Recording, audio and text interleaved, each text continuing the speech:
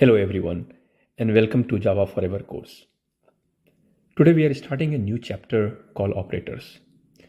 In the operators, the name of concept we will learn is assignment operator, and it is one of the most basic operator that you have already seen. Operators are special symbols used in Java with a special purpose.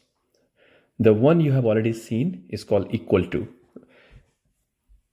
You will see that when we declare a variable like this, say int x5, we are declaring a variable, but there is no value. This is the moment when Java creates a room called x, but there is nobody inside. But then when you say x equal to 5, this equal to is an operator. It is an assignment operator. We are assigning value 5 to x by saying x equal to 5. This is an assignment operator. Assignment operator, as you can see, has a left part and a right part. The left part has a variable name, right part has a value. Assignment operator is what asks, when assignment operator is encountered by processor, it asks memory to do something. It asks memory to do an assignment of a space in the memory. That's the importance of in the assignment operator, and you use single equal to value.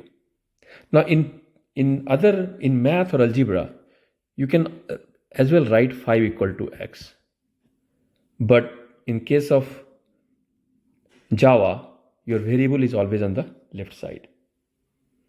The way you read this is called x is set to 5, right? So we always say when you say x equal to 5, when we say x equal to 5,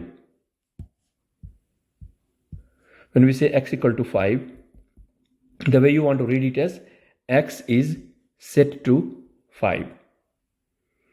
Now in Java, in math, I can also say x plus y equal to 5.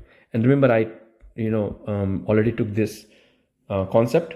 In Python, in Java, you cannot do you can't have an mathematical operation on the left side. It has to be on the right side.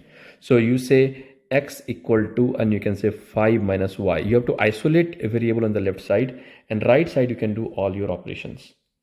And we'll learn a little bit more into it.